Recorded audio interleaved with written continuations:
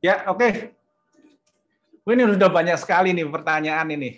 Luar biasa, hampir 40 dan sudah aktif sekali dijawab oleh teman-teman pemateri di sini dari tim Palo Alto, dari Pak Yudi, kemudian juga dari timnya Pak Fetri gitu. Jadi mungkin kita tidak akan banyak race di sesi tanya jawab ya. Cuman saya ingin ada pertanyaan dikit nih untuk Palo Alto. Ini yang mewakili adalah Pak Yudi Arianto ya, gitu. Pak, ini tools-toolsnya yang dimiliki Palo Alto yang dukung penanganan pertama bukti elektronik itu apa sih Pak? Gitu. Terus juga mungkin bisa dijelasin tentang apa namanya fungsi Cortex XDR, gimana membantu tim forensik untuk pengumpulan artefak, dan juga mungkin ada layanan investigasi yang terkait dengan digital forensik Pak dari Palo Alto Pak. Monggo Pak Yudi. Baik, Mas Satrio. Ya, selamat pagi semua rekan-rekan ya yang ada di sini. Saya jawab satu-satu ya. Agak panjang nih, Mas. Mungkin nanti disambung. Jadi kalau ditanya tools apa saja yang dimiliki Palo Alto Networks untuk mendukung katakanlah bukti-bukti elektronik. Nah, kami kan punya platform Cortex ya. Kalau rekan-rekan sudah mengikuti sesi-sesi sebelumnya. Nah, pertama dari solusi Cortex kita punya Cortex Expand namanya, yaitu solusi attack surface management yang bisa memberikan early warning kalau misalnya ada aset-aset yang terekspos ke internet, mungkin ya secara sengaja maupun tidak sengaja ya. Nah, kalau kadang-kala kan tim IT ataupun aplikasi itu kan mereka mau cepat, jadi kejar apa namanya kejar tayang dulu ya.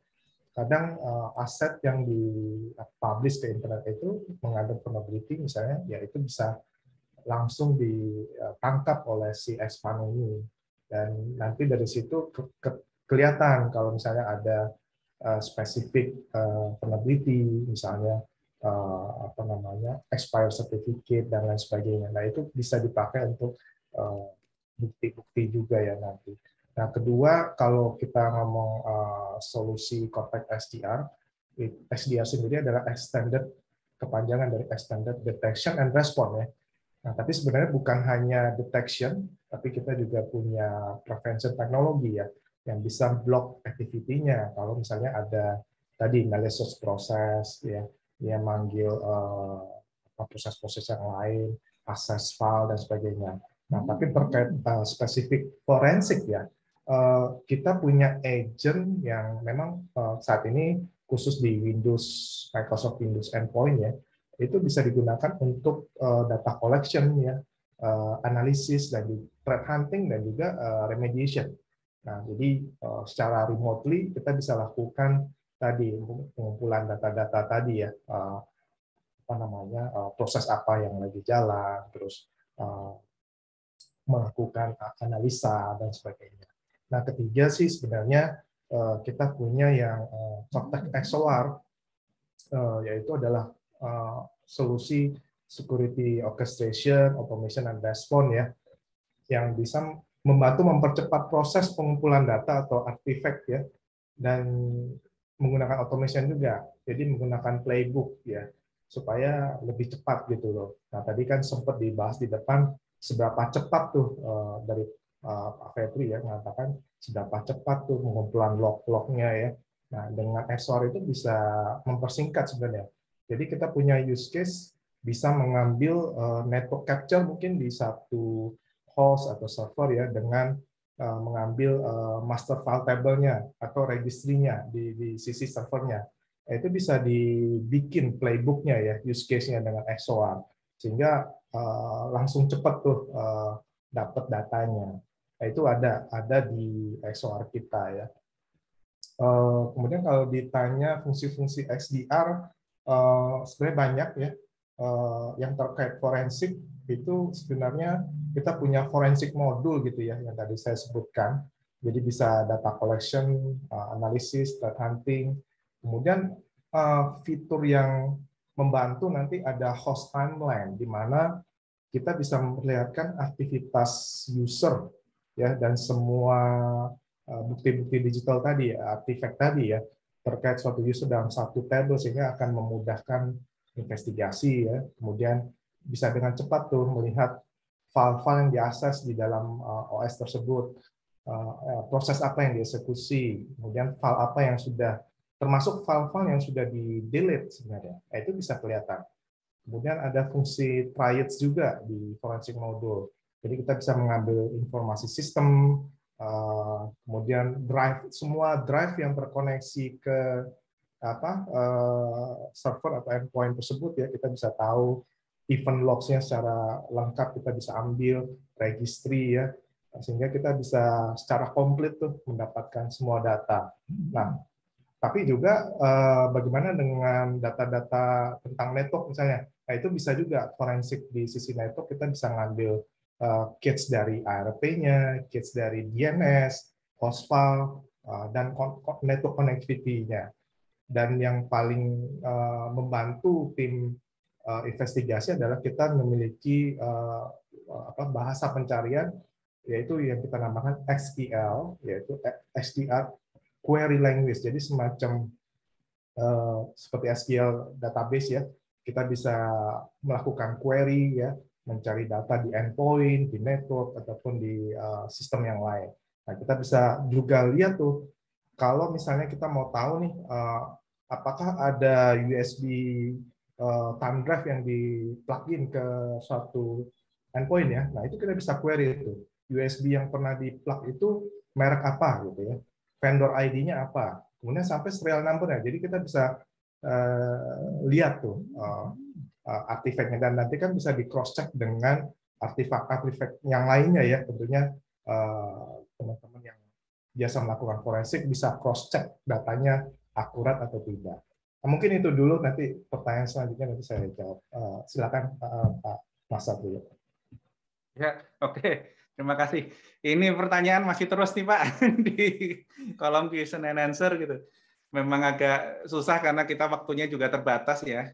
Oke, mungkin untuk Pak Yudi, Pak Yudi tadi udah banyak sekali jawab ya pertanyaan-pertanyaan teman-teman. Mungkin dari Pak Yudi bisa memberikan 1-2 patah kalimat ya untuk menjawab semuanya lah Pak, melakukan rangkuman terhadap jawaban dari semuanya. Moga silakan Pak Yudi. All in one Pak ya. All in one ya. Walaupun sudah ditulis tapi kan mungkin kita ada sesuatu yang tambahan yang ingin kita dengar juga. Ya, terima kasih Pak Satrio. Jadi kalau saya perhatikan antusiasme dari kawan-kawan ya dalam QA ini. Pertama ada yang menanyakan dari aspek yang sifatnya general ya, tentang apa itu bukti digital, bagaimana penanganannya sebagainya ya. Jadi mungkin dari sisi ini saya sampaikan bahwa insya Allah dari waktu ke waktu kita di Indonesia ini ya, dari aparat, dari akademisi, dari praktisi itu selalu berusaha untuk bagaimana memperkuat infrastruktur yang berkaitan dengan penanganan bukti digital ini ya. Memang banyak keterbatasan karena memang itu juga ada merupakan isu baru ya. Tapi sejalan dengan minat dari kawan-kawan untuk selalu memperbaiki semakin baiklah di waktu ke waktu ya. Termasuk apa yang dibuat oleh Pak Satrio dengan kawan-kawan ya. Ada SKKNI mengenai digital forensik, ada SKKNI yang lain yang terkait dengannya. Itu juga merupakan upaya-upaya agar bisa mempersiapkan infrastruktur ya, dari mulai SDM-nya, dari mulai lab-nya, dari mulai tool-nya dan sebagainya. Kemudian ada pertanyaan mengenai aspek teknis ya. Aspek teknis itu mengenai bagaimana kalau ada menangani isu ini dan isu itu ya. Ada isu CPNS yang kemarin, ada isu apalagi tadi ya yang muncul itu pertanyaannya. Jadi intinya begini. Kalau di dalam dunia praktis dari digital forensik itu sendiri, bahwa forensik itu keywordnya itu adalah pelanggaran. Ya. Ada pelanggaran, dan pelanggaran itu harus ada rujukannya. Hukumnya mana? Ya. Jadi katakanlah, kalau misalnya ada satu pelanggaran, Undang-Undang ITE misalnya, ya, pasal 27, salah satu pasalnya, pasal 27 ayat 1 misalnya, yang terkait dengan barang siapa yang dengan sengaja tanpa hak ya mengirimkan konten yang informasi elektronik, dokumen elektronik yang memuat konten tentang kesusilaan begitu, maka tugasnya orang forensik itu adalah berusaha untuk menyediakan fakta dan data yang terkait dengan perbuatannya. Ya, ada nggak perbuatan yang dimaksud itu ya? Bahwa perbuatannya yang termuat di dalam hukum itu perbuatannya apa? Mengirimkan, mentransmisikan, mendistribusikan, membuat dapat diaksesnya gitu ya. Nah, selama perbuatan itu bisa kita cari, kita tunjukkan, maka proses investigasi akan berlanjut ya.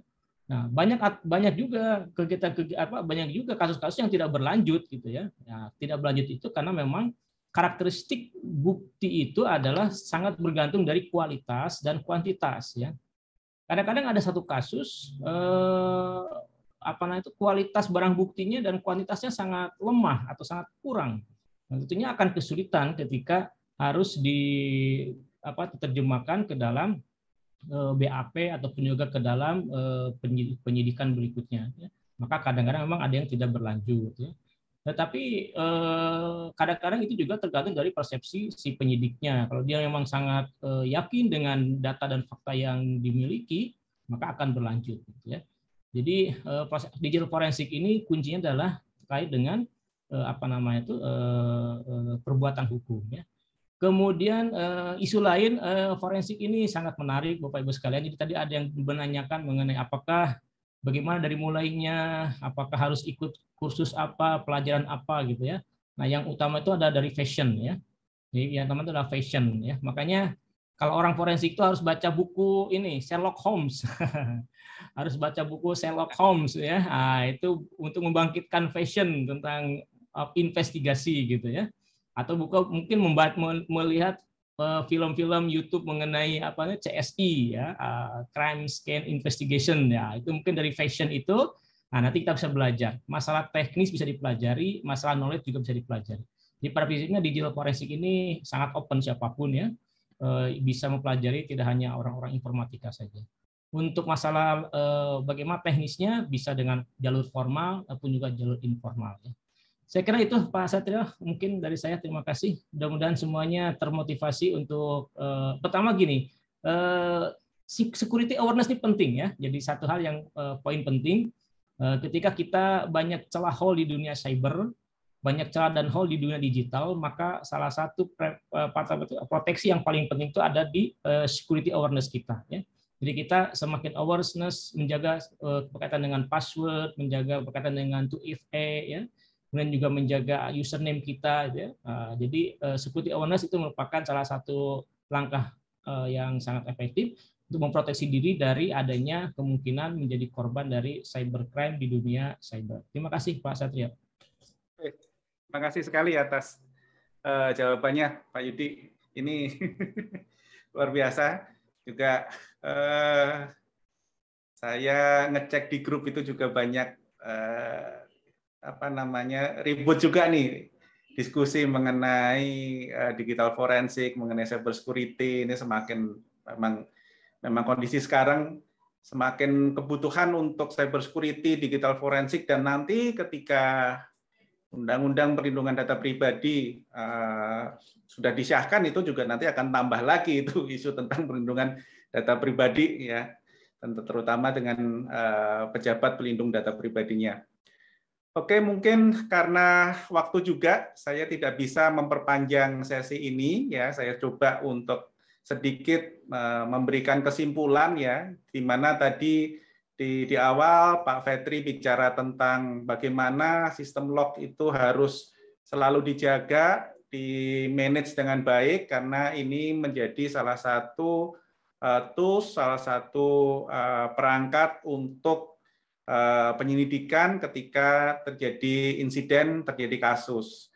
Kemudian Pak Yudi tadi banyak cerita mengenai digital forensik secara umum, secara luas sekali, bagaimana proses pengembangan ilmunya, kebutuhan tentang digital forensik ya. Kemudian terakhir Vicky tadi juga cerita tentang bagaimana ancaman ransomware ya yang sekarang tambah lama tambah tinggi juga isunya, dan juga tadi banyak sekali pertanyaan-pertanyaan yang sudah dijawab oleh teman-teman dari pemateri di sini, baik juga dari timnya Pak Yudi Arianto di Palo Alto Network, kemudian dari Pak Yudi secara langsung, juga dari timnya Pak Fetri.